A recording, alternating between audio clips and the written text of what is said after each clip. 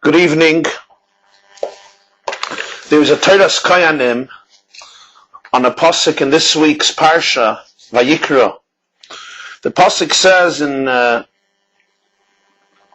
beginning of Perek Beis, the second chapter of Vayikra, V'nefesh kisakriv karban mincha, a soul who will offer the offering of a mincha. And the question here is that the word carbon seems superfluous, unnecessary. The Torah could have written v'nefesh kisakriv mincha, a soul which will offer a mincha. Why the redundancy kisakriv carbon mincha? So in Teiras Kayanim, on this pasuk, the Chachamim, the Chazal tell us that from here we learn out that a person can bring as a carbon also wine, oil, incense. These can be brought as an independent carbon. In other words, which with each offering that was brought in the Beis Hamikdash or in the Mishkan, there was wine. Many offerings had oil brought with them, incense.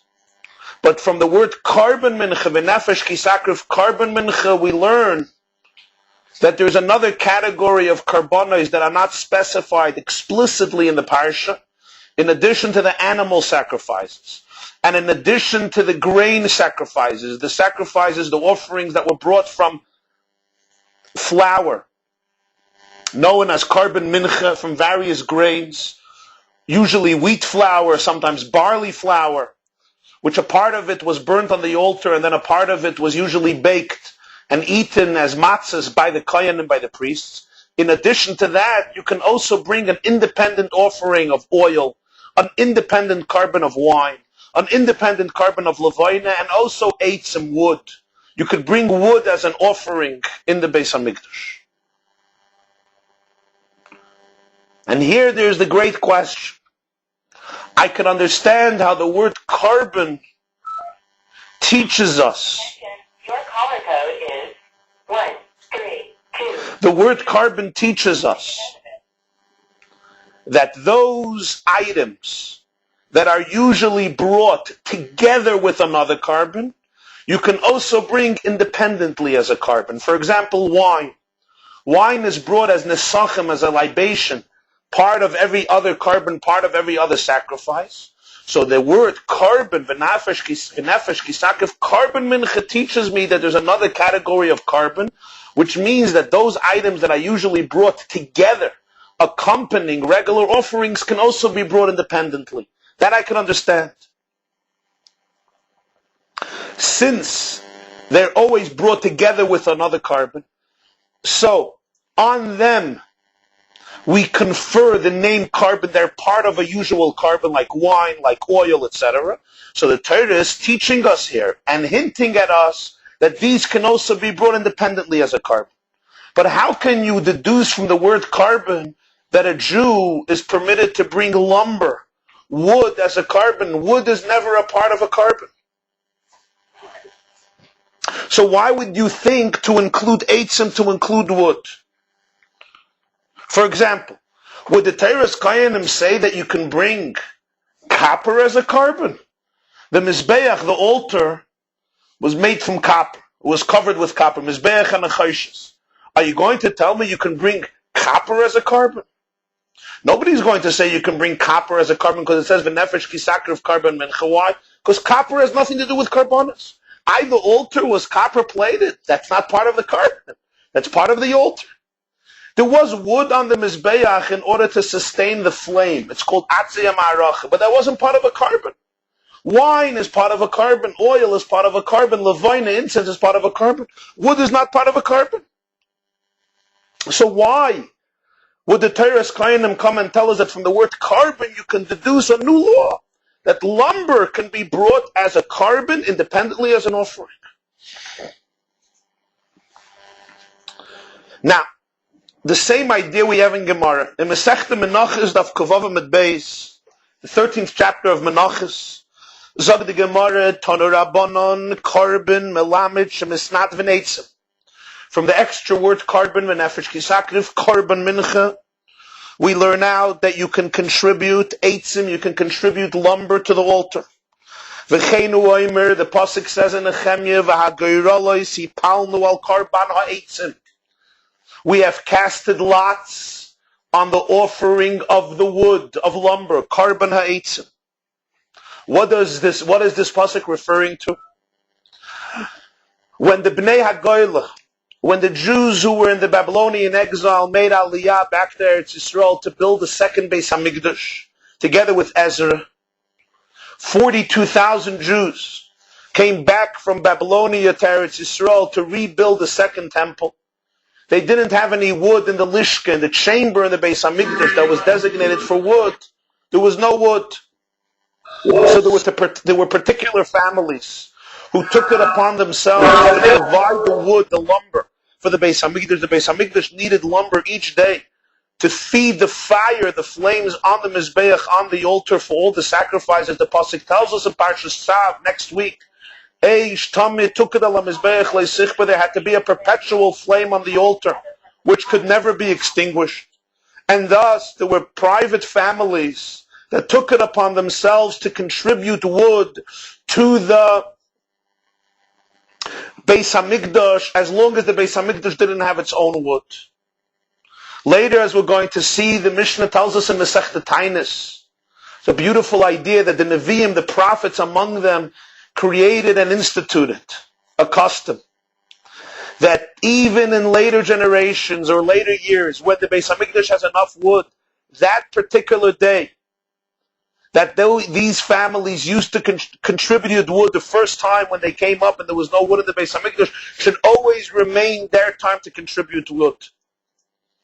So if there was a particular day that your family contributed wood when there was no wood, even 50 years later, when there was plenty lumber in the Beis HaMikdash, they didn't need you anymore. But this family was given the privilege. It's called Zman Atzei Kayanim V'Ha'am. It was the time that this family had a privilege to contribute wood on that particular day to commemorate the first anniversary when there was no wood, and it was their contribution that made the fire happen. And for this family, this day was celebrated as a Yom Tov. It was a holiday. They would not fast. They would not eulogize. It was a Yom Tov for them, as we will discuss soon.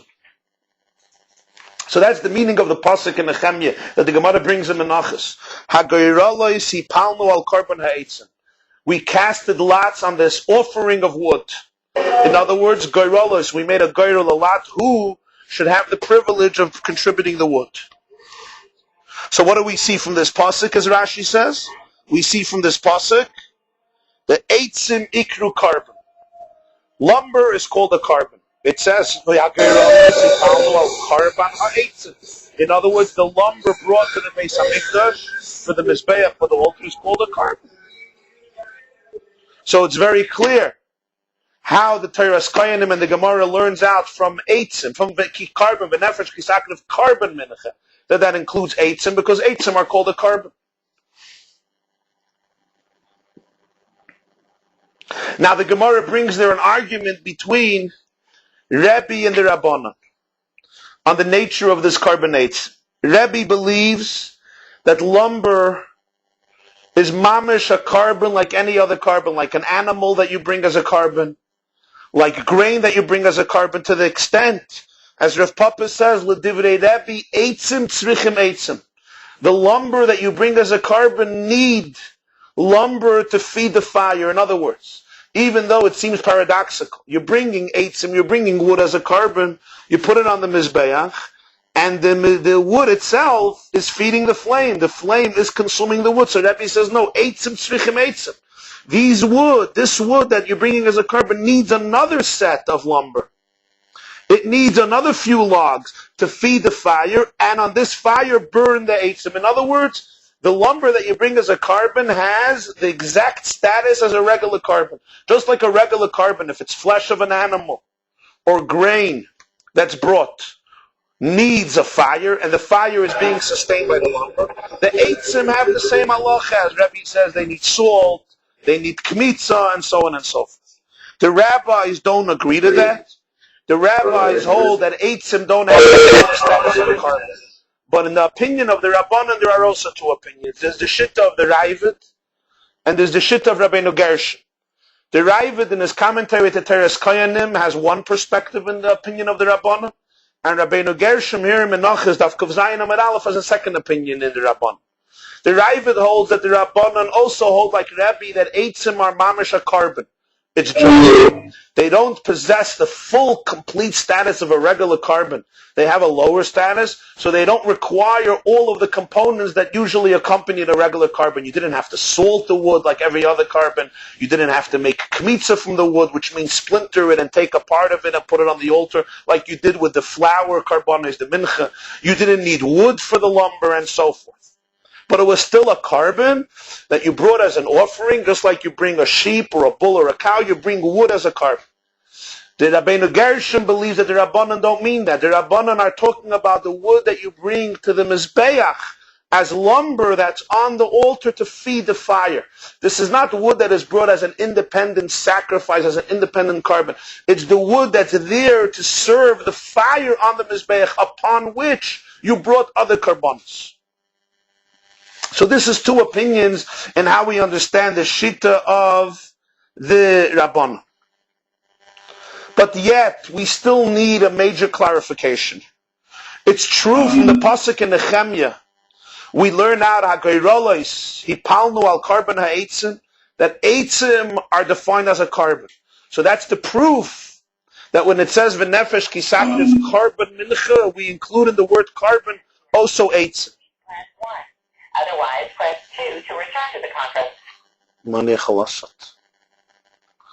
But the question is, what is the explanation in this? How can you define Eitzim as a carbon? According to the Shitta, and let's follow now the Shitta of Rabbeinu Gershom in the Rabbana, according to the opinion that the lumber is brought to feed the fire on the Mizbeach, to feed the fire on the altar. Why is it called a carbon? It's what we call machshirei mitzvah, which means it's a preparation for a mitzvah. It allows us to have a flame on the Mizbeach, which allows us to bring a carbon on the flame. In other words, it's a machshir mitzvah for the carbon. In order to sacrifice an offering on the altar and consume it in the flames, have it consumed in flames, you need lumber. If there's no lumber, you're not going to be able to sustain a flame. So the lumber is a hechsher, it's a preparation that allows you to do the mitzvah of the carbon. The question is, why are the eitzim themselves called a carbon? From Nehemiah we only have a proof. But what's the explanation that you're calling eitzim a carbon? Why are they a carbon? Is anybody going to say that the copper that plated, that covered the Mizbeach is also a carbon? And what about the wood, the atzei shittim that they built the Mizbeach from? The cedar wood, is that also a carbon? Of course you need these items. Without them you don't have an altar. If you don't have an altar, you can't bring a carbon. But somebody's going to say that the copper is a carbon. It's not a carbon. It's a hechsher. It's a preparation that allows you to create an item which then, on it, on top of it, you can bring a carbon. The same with the wood. The wood is a carbon. The wood is feeding the flame. If you want a flame, you need what? A flame burns on a log. So they had logs that they would put on the Mizbeach every morning, and that sustained the flame. Once you have a flame, you could now bring an offering and have the offering consumed in these flames. That makes the eitzim a carbon. If we would find even in one place in Torah or in Tanakh that you bring wood together with a carbon, together with a sheep you bring wood, just like you bring wine, just like you bring oil, then I could understand that we have here a precedent that eitzim are a carbon. So just like the Torah's Koyanim says you can bring oil as a carbon, you can bring eitzim as a carbon. But we don't have anywhere in the Torah any precedent that wood is brought with a carbon. There's no such a thing. The only wood that was part of the carbonates that the Torah tells us is the wood that fed the flames. So why suddenly in Nehemiah are eitzim called a carbon? What is the explanation in it? What is the logic behind it?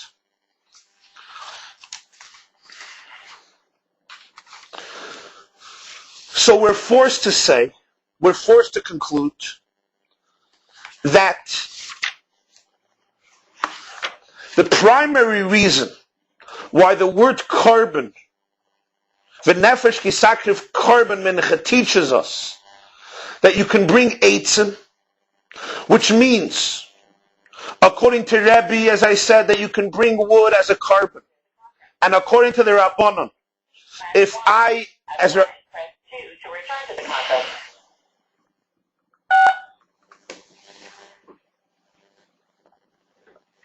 According to Rabbi, you can bring the wood as a carbon itself. And according to the Rabbanon, as we explained in Rabbeinu Gershom, if I want to bring a carbon, I can bring wood, and that wood will be used to sustain and create the flame on the Mizbeach. And that's considered a carbon. I don't bring the wood independently as an offering, but I bring the wood as a component to create the flame, and that is called a carbon. That's what we learn out from the word v'nefesh kisakriv, carbon mincha. If a Jew wants to bring a carbon, he doesn't have to bring an animal or grain. He can bring wood. That's a carbon. And the wood is used to sustain the flame on the Mizbeach.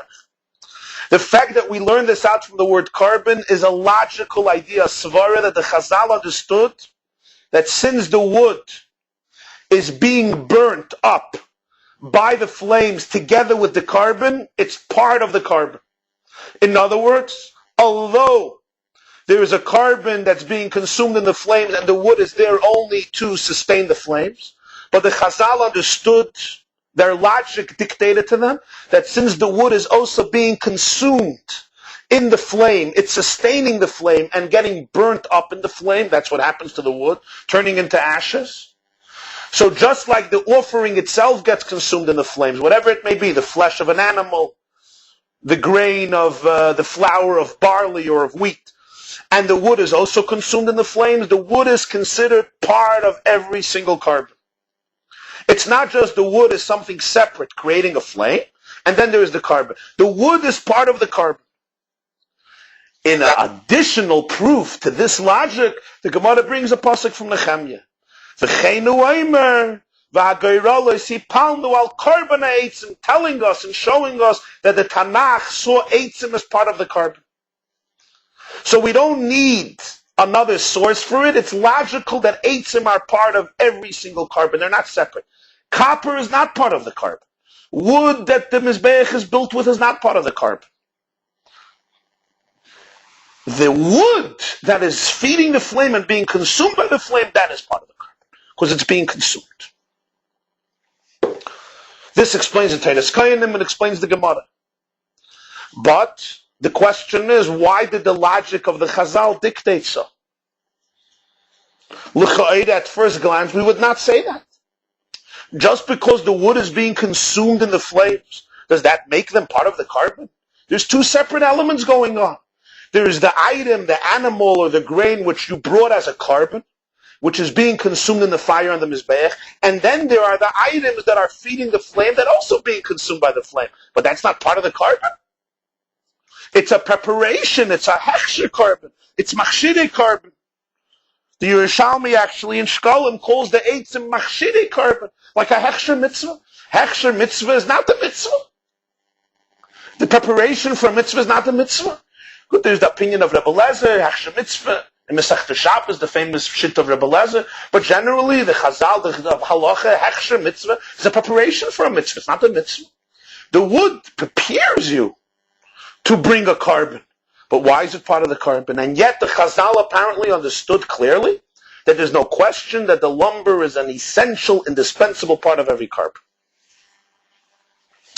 The Rebbe once addressed the sugya, this Teiras Kohanim, this Gemara, addressed it quite a few times, but in two particular Farbrengens, Chaf Av Tavshin Chaf Hey, 20th of Av 1965, and Chaf Av Tavshin Lamed Beis, the 20th of Av 1972, and addressed some of these questions and more questions, and gave his explanation, his beer, to this sugya in Gemara and Teiras Kohanim. Part of it was published in Lekutei Sichos, volume 22, Parshas Vayikra. Part of it was not published as of yet. And this evening I'm going to give over some of the points of the Rebbe's explanation, both from Lekutei Sichos and also from the original Farbrengen. And also attempt, to the best of my ability, to expound on some of the ideas in my own words and with some contemporary examples and so forth. In order to understand this, we have to introduce another two issues, actually two big questions. I mentioned earlier that the Mishnah says in Masechta Tainis Daf Chavav that when the Jews came to build the second Beis Hamikdash, there were families that undertook to give wood. And the prophets instituted that even later when there was wood, the days that they initially gave wood should become their personal holiday. And each year, this family would contribute wood to the Beis Hamikdash to commemorate the first year, and they would not fast that day. They were forbidden to make a eulogy that day. They were forbidden even to work that day. And the Gemara tells us in Masechta Tainis that their personal holiday commemorating the day they gave wood to the Beis Hamikdash and now they're giving wood again is doicher override even the fast of a Tisha B'Av Nidcha. When Tisha B'Av is postponed, let's say to Sunday, it's overridden for these families if it coincides with the day that they are commemorating the gift of their wood. So it may be Tisha B'Av, the whole community is fasting, they don't have to fast. Why? Because it's their personal Yom Tov. Why is it their personal Yom Tov? Because years ago there was no wood and their family gave wood. So the prophet said each year on this day they should be giving wood to the Beis Hamikdash, to the Mizbeach. And here we have a question. We can understand the significance of a family commemorating the day that they gave wood, but what makes it such a joyous and festive day to the extent that they don't have to fast on Tisha B'Av? Which Tisha B'Av is the day of Churban Beis Hamikdash, even if it's a nidcha, even if the fast was postponed because you can't fast on Shabbos, it's still a Tisha B'Av tainus, and yet this joy seems so powerful to override Tisha B'Av. What is the logic in it? What is so joyous? And let's not forget, this is not happening to them. It's a commemoration of what happened many generations ago to their great-great-great-grandparents who gave wood on a particular day because there was no wood. Now there's plenty of wood, but to commemorate that, they're asked and they're given the privilege of contributing wood again, and it becomes such a happy day that they don't have to fast Tisha B'Av. Was is azay the simcha? Why is it such a great simcha? But the question here becomes even much stronger. The Mishnah says in the Masechta Tainis, at the end of Tainis,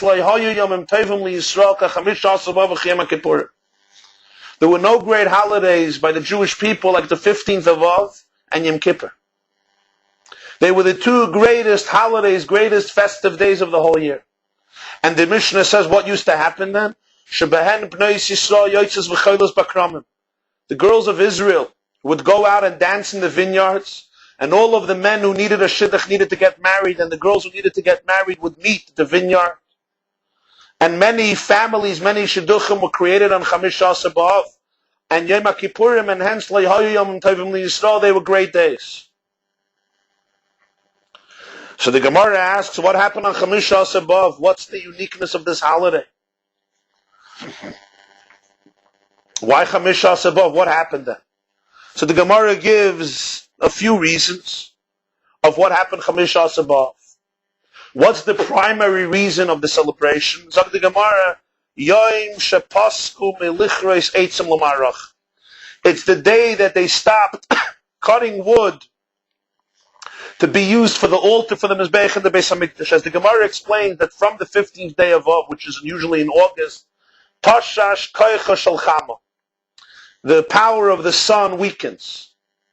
The days become shorter and the heat is diminished in the area around the Mediterranean, around Eretz Yisrael where the Beis Hamikdash is, and hence the lumber doesn't have an opportunity to dry fully, and the moisture may allow for decadence and worms in the wood. And hence, wood that is decadent and has worms in it is disqualified from being used on the altar in the Beis Hamikdash. So once Chamish Asar B'Av came and the heat wasn't so strong, so the wood would not dry sufficiently, so wood that was cut afterwards could not be brought to the Beis Hamikdash. So what was the last day when they cut wood from the forest or from the trees in Eretz Yisrael to bring to the Beis Hamikdash? It was Chamish Asar B'Av. Since this is the day that they stopped cutting the wood, the Gemara says it was a great simcha, it was a great holiday. And the Rishonim explained, the Rashbam says in Baba Basra Daf Kuf Chaf Aleph, the Rashbam says, what's the joy? He says, because this is the day that they completed a great mitzvah. And when you complete a great mitzvah, it's a great joy. Like you make a siyum. you concluded the performance of a great mitzvah, it was a day of festivity. That's Chamish Asabav. Since it was the day that they concluded the mitzvah of cutting the wood, afterwards there was no cutting the wood, this was the last day. So therefore it's considered a great Yom Tov. Now, although this is only one of the reasons, but as the Maharsha makes clear over there in Tainas, that this is actually the main reason, because this is the reason that's connected to the Beis HaMikdash. And here we have to understand, cutting wood is an important thing. The Mizbeach needs wood. We can understand that. But why is it such a great simcha?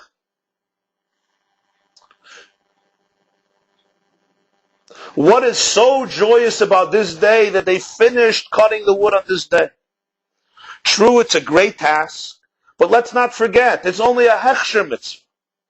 Cutting the wood is not a mitzvah. You don't make a blessing, asher kedeshanu b'mitzvayse v'tzivanu lichreis ha'etzim, to cut the wood. There's no such a mitzvah. The mitzvah is to put wood on the mizbeach. Eish tam v'archu eitzim ala eish. Eish tam etukad ala mizbeach, to light a fire. That's a mitzvah. Cutting the wood is only the prerequisite. It's only the hechsher, the preparation, that later allows you to do a mitzvah. So although it's important, why is it? What is the logic? That dafke the cutting of the wood, not bringing the wood to the Beis HaMikdash, not putting the wood on the Mizbeach, not lighting the fire. It's the cutting of the wood, the completion of the cutting of the wood, that is considered such an enormous mitzvah and task, to the extent that this creates a Yom Tov that is greater than all the other Yom Tovim. Why? Because they finished cutting the wood. Which that's not even a mitzvah, it's just a preparation to put on the Mizbeach, to light a flame, to be able to be makrav karbanos. Now let's think about it. Bringing the karbanos themselves, which is mamash a mitzvah, didn't create a Yom Tov. Certainly you don't say like the day when they brought karbanos. In fact, every single day there was a mitzvah to bring a carbon. You don't say cutting the wood, which is a preparation to bring the wood to the Mizbeach, which is a preparation to have the karbanos. This creates the What is the reason for it? How do we explain it? And also, how do we understand the fact that because of this, they instituted that this should be the day when the daughters of Israel go out to the vineyards, and that's when the young men of Israel have a choice to enter into the covenant, ultimately to enter into the covenant of marriage, which will create Jewish families for the future. What is the connection between the two things? To understand this, we have to understand something foundational and essential about karbanos. There is the yisoid that the Ramban creates in Parshas Vayikra, namely, that when a Jew brings a carbon, a sacrifice to the Beis HaMikdash, he must meditate upon the fact that the carbon represents he himself or she herself. The carbon is an exchange for the sacrifice that is necessary from the person himself or herself, which means essentially, this is what follows, this is the ramification of the words of the Ramban, that together with bringing an offering, the person ought to offer themselves to. Everybody knows Dr. Rebbe's explanation on Adam ki yakriv mikem, not Adam mikem ki yakriv, Adam ki yakriv mikem, we have to bring a carbon from ourselves. So the bringing of the physical offering is a mechanism to inspire and arouse that the human being and the Jew offer his or her own soul, identity, psyche, and life to Hashem. Now we know that there are many different types of sacrifices. There were offerings that came from animals and different types of animals. Bulls, cows, sheep, goats, doves, turtle doves. There were offerings that weren't brought from animals, like I said earlier. They were brought from flour, an offering brought from wine, from oil, from incense. In addition to that, even if you brought the same type of sacrifice, like a bull or a sheep, there were many different types of karbanos. There's a carbon oila and a carbon shlamim and a carbon chatos and a carbon asham, asham vaday, asham taloy, carbon yachid, carbon sibur. Many different types of offerings, and each one has different laws. Each one has different halachas. Where do you sacrifice it? Where do you sprinkle the blood? Which parts of the animal do you burn on the altar? If it's eaten by the kohanim, if it's not eaten by kohanim, the duration, how long are you allowed to eat it? Where are you allowed to eat it? Every carbon has different halachas, and they're very, very meticulous. What is the explanation in all of this? Each separate carbon, every distinct carbon represents and expresses the sacrifice of a particular dimension of the human eye. The physical carbon embodies its counterpart in the psychological and spiritual and emotional composition of the human being. So each offering represents a particular offering on the part of the person himself or herself. And this is based on the cause of the carbon. Different carbonos come because of different transgressions, different sins, different motivations, different weaknesses. Some carbonos have an element of gratitude, or of generosity, or of atonement, or of public atonement, individual atonement, and so on and so forth.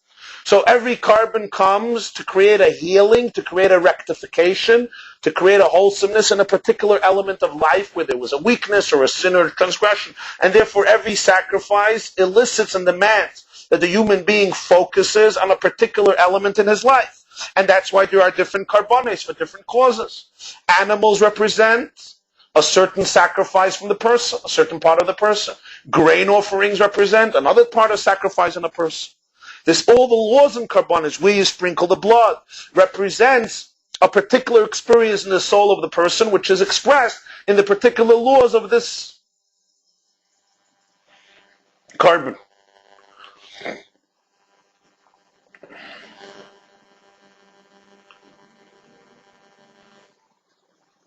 So these are not just random situations. It's actually a fascinating study to develop and show how each carbon embodies the counterpart of the same carbon within our own life, and all of the halachas evolving this carbon represent physically a particular spiritual work that we have to do in ourselves. So you offer it in this location, and you sprinkle the blood here, and you eat it here, and this part is burnt, and this part is not burnt, each one representing different dimensions in the human life.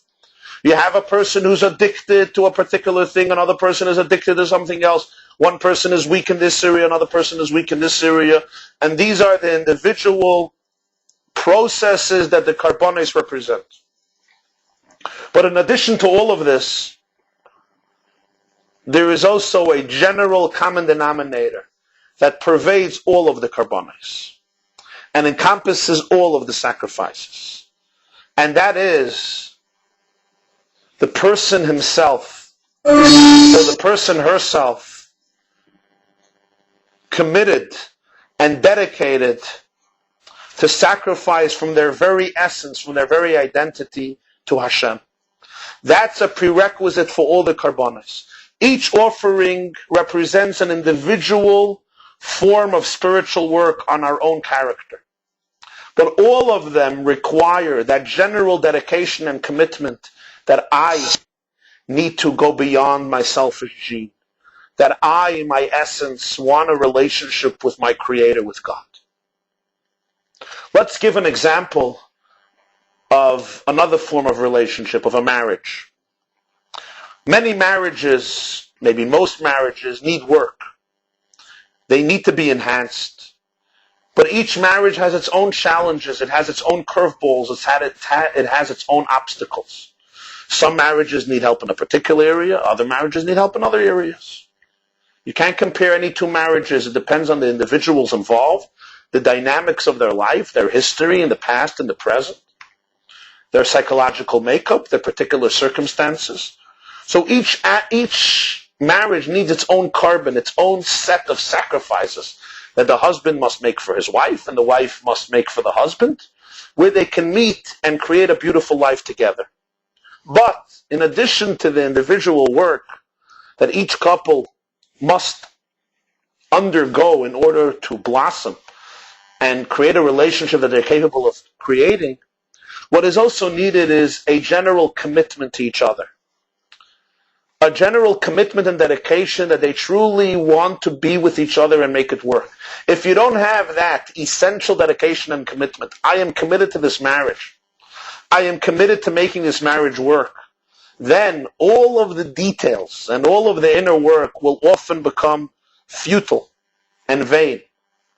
If you're not, and if the man is not uninterested, or the woman is not interested, or they're both uninterested in dedicating themselves to each other and to the institution of marriage, the individual issues that he must work on in order to appease her, or she must work on in order to appease him, the mishigasim that are driving her crazy, the mishigasim that are driving him crazy, or whatever it may be, the important individual work is critical and necessary, but the foundation, the prerequisite is that the very eye of the man is dedicated to a marriage with this woman.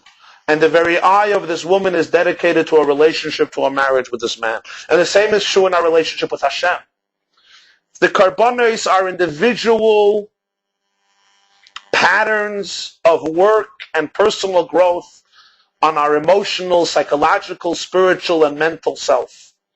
The sacrifices we need to make in order to go beyond our weaknesses, our limitations, our bias, our evil, our ugliness, and our alienation. But that's the individual work. In addition to that, all the karbanos need the general commitment, the interest, the surrender of the very I that goes beyond the details. I am committed to a relationship with truth, to a relationship with Hashem, to a relationship with God. Where is this represented in the physical karbanos? Each carbon is different. This is represented, Zok the Rebbe, in the wood, in the lumber. The lumber was there with every carbon, no difference what you bring. You bring a dove, a turtle dove, or a bull, or a goat, or grain, or wine, or incense, there was always wood. Ha'adam eitz hasada, zok the pasuk. The Gemara says in Tainis, the person represents the tree. Ha'adam eitz hasada, the person represents the eitz. The burning of the eitz represents not a detail, not a component, not an aspect of your life. It represents your very essence, your very I, your very identity. The wood being consumed in the Mizbeach in every carbon captures the essential dedication and commitment of my very identity to this relationship that goes beyond working on a particular detail, a particular characteristic, a individual component of my life. It's that general commitment, just like in a marriage. Before getting into this habit that I have to work on, or this mishagas, or this shtick, or this flaw, or this rage, or anger, or addiction, or ego, or temper, or selfishness, there has to be that very dent in the eye, in the eitz, Adam eitz hasada, that is committed to work it out, that is committed to this human being. Without that, you'll go in circles. The essence is not there. Sure, you can be by a great marriage counselor and a therapist or a great rabbi who will tell you can't behave this way and you have to do this and you can't do that, and when you come in the evening, you ought to behave this way and say that and avoid this in the morning and the afternoon, and give you a beautiful pattern and schedule which deals with the details. But when it becomes difficult and challenging, it'll often blow up in your face. What is missing? What is missing is you don't want to change. You're not really dedicated inside to this marriage. You don't want to make it work. If you don't have that essential dedication of the I, my I is dedicated to this I. I see the purpose of my creation as being committed to this human being. If you don't have that, if you don't have the eitz, ha'adam eitz hasada, the details will usually not be successful. That's the element of eitzim in every carbon. And that's why it must be in every single carbon, no question, no difference. And that is why in the logic of the Chazal it was clear that eitzim are not only part of the carbon, because they become consumed in the flames. They actually capture the essence of the I of the human being, the Adam Kayakim Mikem, beyond the particular flaw that you have to heal, beyond the particular sin that you must cleanse yourself from. The dedication of the etzem of the eye.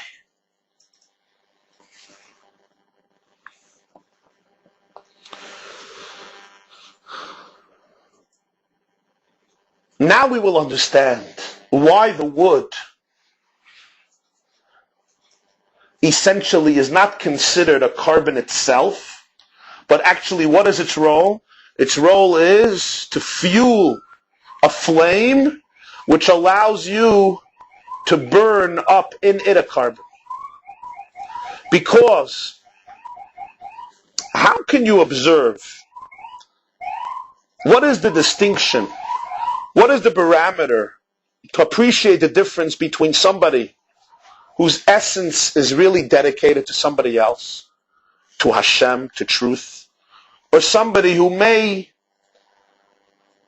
focus on details and may work out the details of their behavior, but their very eye is not dedicated? The way you will see it is the Jew's dedication not to a mitzvah, to a hechsher mitzvah, not to something which is a mitzvah itself, to something that is the preparation for a mitzvah. Let's go back to human examples. I think it'll make it much clearer. One of the struggles that exists in many marriages is some men cannot tolerate that their wives should be really successful. Some women can't tolerate that their husbands should be really successful. They are fearful that the success of the other party may cast a shadow and eclipse the dignity of their individuality.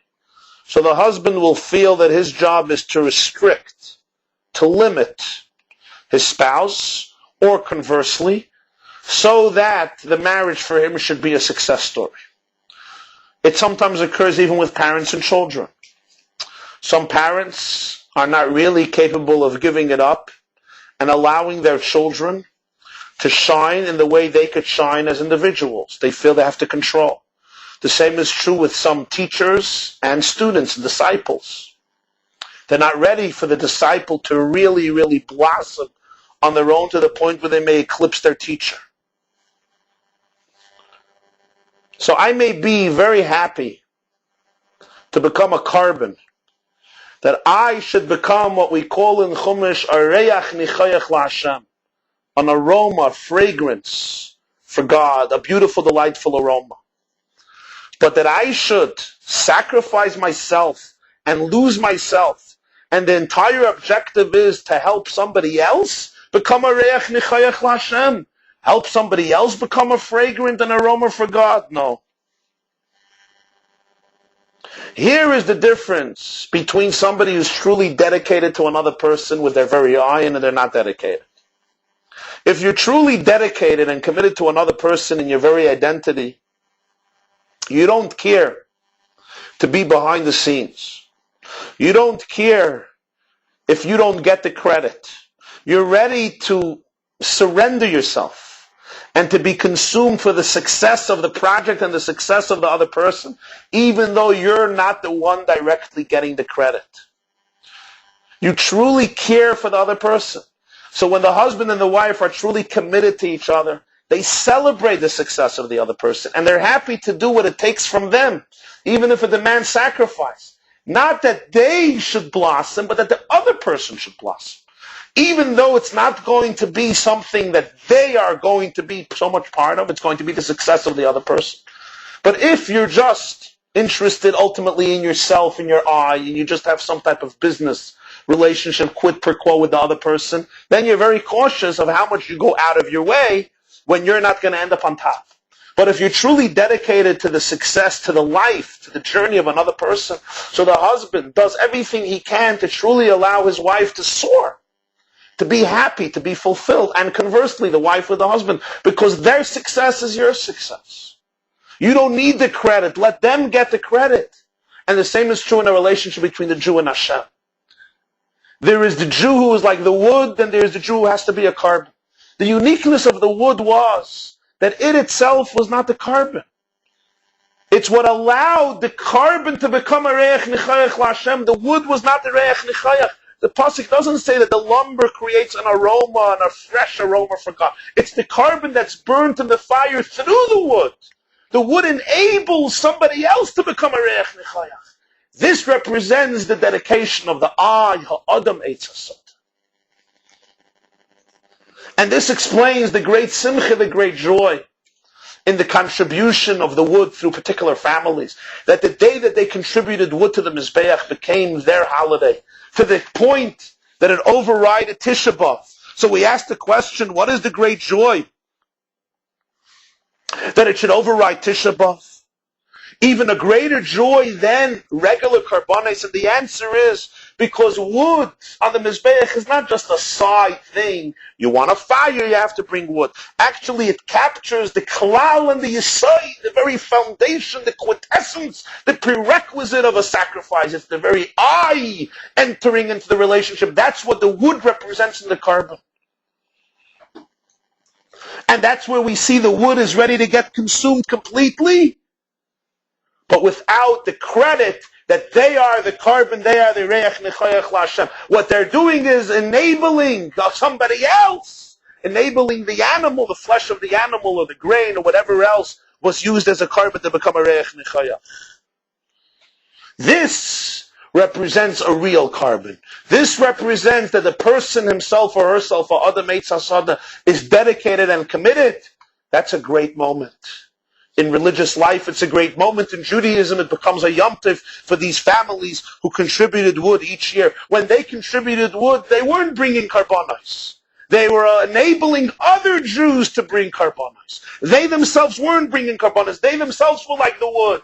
They weren't bringing the karbanos. They were allowing other Jews to bring offerings and create a nachas ruach, reach nechayach. Rashi says, nachas ruach l'fonei shamarti v'nasir ritzoni. They were enabling other Jews to create a nachas ruach for Hashem, and they don't get the credit. It's not their carbon. They're helping somebody else create a nachas ruach. This represents true, unequivocal dedication that comes from the very I is dedicated to God, is dedicated to my Creator, is dedicated to Hashem. And yet, notwithstanding that the wood represents a far deeper relationship than the carbon itself, yet, let's remember that there is something even deeper in a relationship. Because ultimately, after everything's said and done, the lumber is not the carbon itself. It accompanies the carbon. It allows the carbon to be. It sustains the flames and it feeds and fuels the fires that consume the carbon. And thus the Chazal understood that the eitzim could be considered part of the carbon. Because in the fact that they are not part of the carbon, that makes them part of the carbon. The fact that they're not part of the carbon, the fact that they're not considered the carbon itself, they're just what feed the flame to make the carbon. Thus is Ersh the Emissary carbon. That is the real carbon. It's the foundation behind carbonates. It's the Adam Eitz Hasad, it's the dedication of the Yad. And therefore, when the Torah says V'nefesh ki sakriv carbon mincha, it includes eitzim as well. Hagayrola sipalnu al carbon eitzim, as discussed above. True. But ultimately, this lumber, this wood, becomes holy. This lumber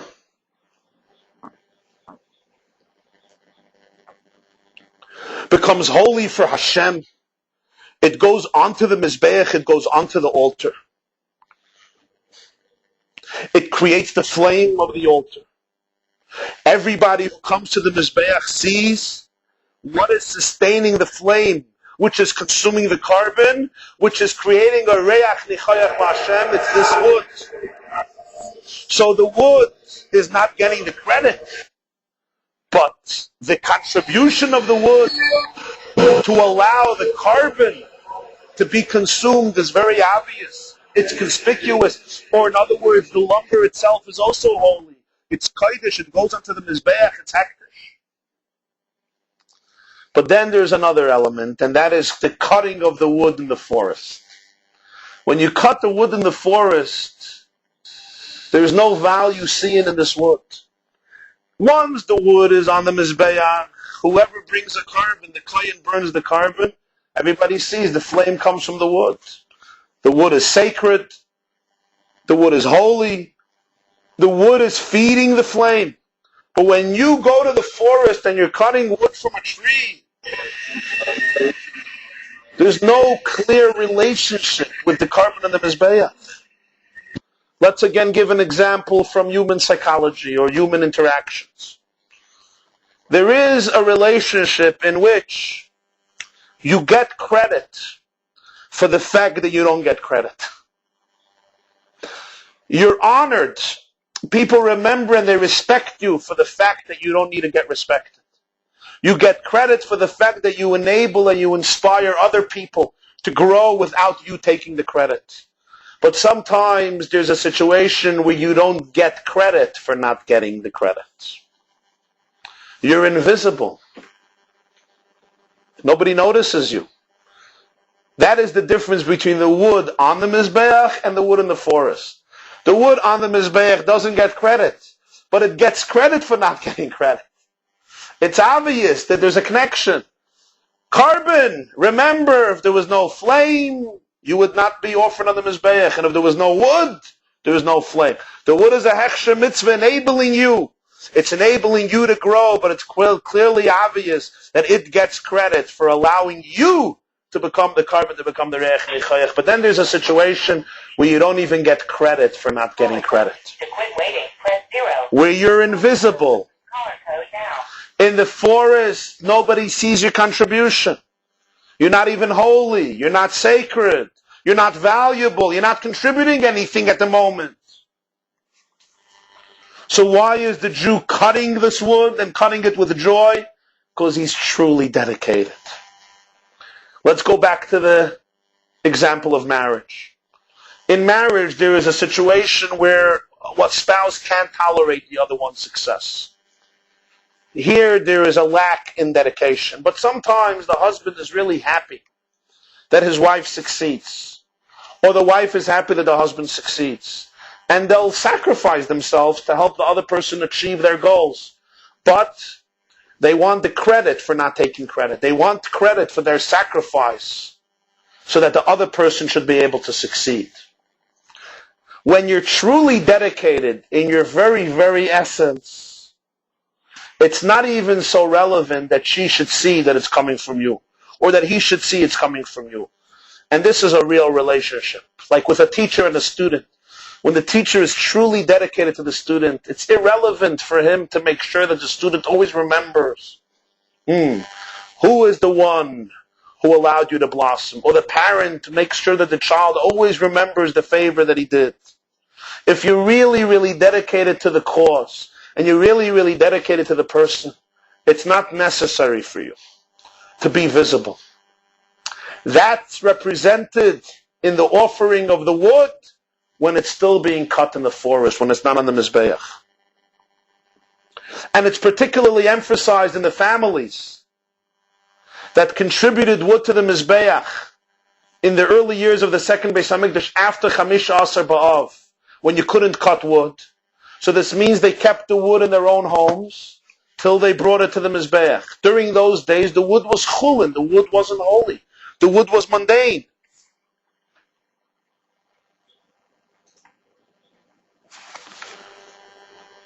So in the act of cutting the wood, when the wood has no holiness, because they didn't dedicate it yet to the Beis HaMikdash, it had to remain theirs. It remained theirs till the day. So when they're cutting the wood, there's no holiness, there's no drama. So why are they doing it?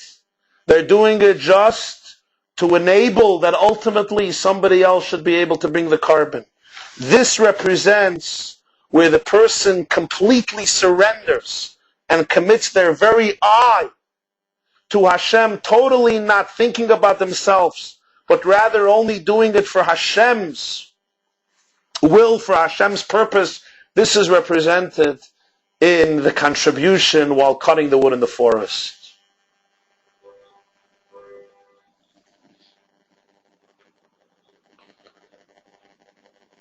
And this is the reason why there was no holiday as great as the 15th of Av and of Yom Kippur. Why? They finished cutting the wood in the forest. We asked, that's a Yom Tov? Mela Yom Tov. The biggest Yom Tov like Yom Kippur? The answer is yes. Because the act of cutting the wood with the joy and the passion and the idealism it was done with represents the deepest form of the relationship between the Jew and God. Not giving the wood on the Mizbeach, and not even bringing the carbon on the Mizbeach and having it consumed. But the preparation to the preparation, you're in the forest, and you're cutting wood. What does that represent? That represents the commitment of the complete eye on the deepest level. You're not visible on the altar. Your contribution is not noticeable. There's no holiness here. What are you doing? You're cutting the wood. You're beginning the journey to allow great things to happen, to allow a carbon to be offered. This is similar to Yom Kippur. What is Yom Kippur? Yom Kippur, we know, is the day when we have 5 prayers, Ma'ariv, Shachris, Musaf, Mincha, Ne'ilah, corresponding to the 5 levels of the soul, including the 5th level known as Yechidah Shebenefesh, the quintessential oneness between the Jew and Hashem, Yechidah L'Yachtach. So Chamish Shas above is like Yom Kippur because the fact that a Jew is happy and joyous and celebrates, not bringing a carbon and not feeding the flame that's consuming a carbon, but from the fact that he's cutting the wood that remain in his property as mundane, unholy pieces of wood. This comes from Yechidah. This comes from that spark, from that internal dimension of the Jew, Yechidah L'Yachtach, which is one with Hashem. As if we can give an example in the relationship. The fact that I'm ready to cut wood for you. In other words, to do things in which we do not yet see the visible connection of how I am contributing to your growth, of how I get credit for your power, of how I get credit for your amazing growth and success. Being there in the forest invisibly, and I'm committed to that, this represents the deepest relationship.